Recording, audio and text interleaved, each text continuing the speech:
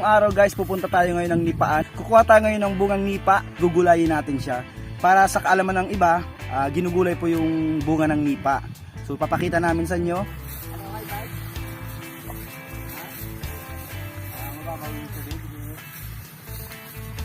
Ay, pogi.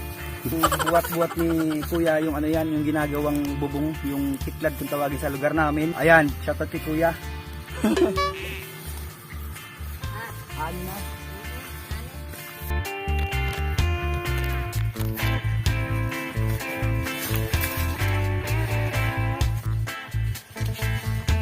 Nandito na tayo ngayon sa loob ng nipaan guys. Saglit lang tayo dito kasi kukuha lang tayo ngayon ng mura pa o bata pang bungang nipa.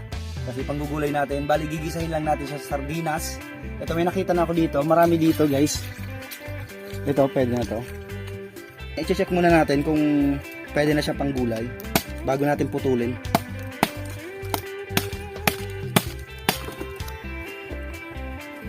Ayan siya guys.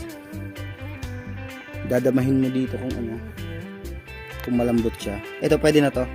Pero hanap tayo ng medyo mas mura pa dito. Gaya nito. Ito sigurado ako dito. Ayan. Kuha lang tayong dalawa. Actually isa pwede na eh. Kaya lang dadalawin natin. Baka kasi may humingi sa atin dyan sa madadaanan natin.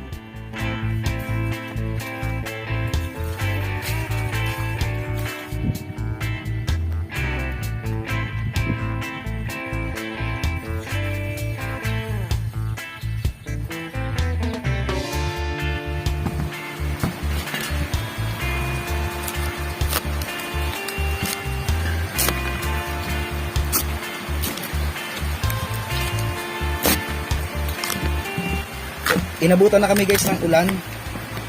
Pero tuloy pa rin yung food trip natin.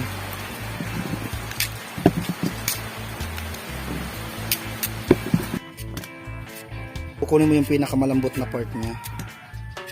Ninipisan mo lang para hindi siya masyadong matigas. Yung mga tigas ng part, ito lang yung malambot. Pag naramdaman mong ano na siya, lumalamig na sa'yo. Ay, pag naramdaman mong maano na siya, matigas na. Kumbaga may fiber kasi yan eh. Ito may fiber.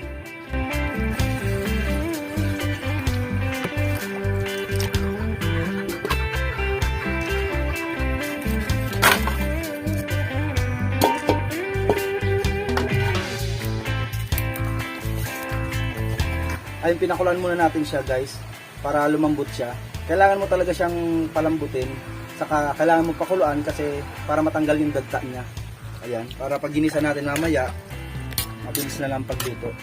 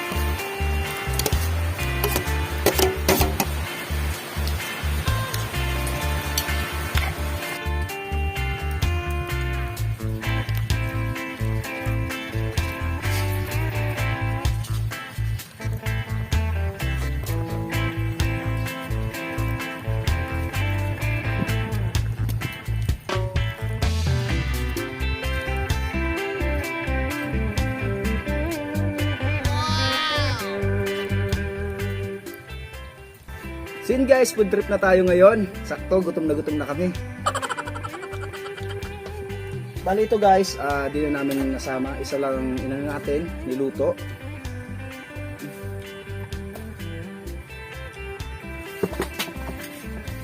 Sobrang lambot niya. Tapos ito pa yung nagpasarap dito, yung Jonas Bunggan.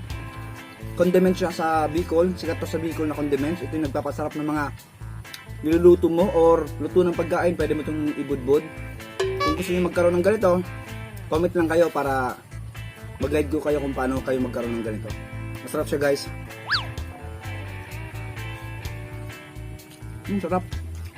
Ubusin natin to. Oh. Ang sarap. Sa lagay si Jepoy, cameraman ko. Lagyan ko sama sa mga mukbang. Bali single siya. Wala siyang sidecar. Ni. Ito yung boodle fight pero dadalawa lang kami. Kaya sa pre. Solid. Pinamang ka ng bunggan niya.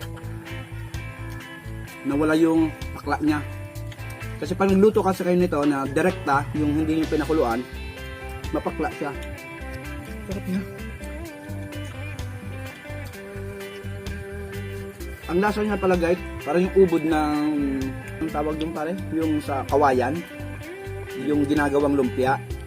Di ko lang alam ano yung term sa Tagalog eh.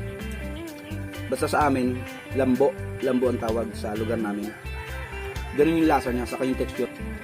So yun guys, hanggang dito na ang video natin. Ubusin namin to. Alright.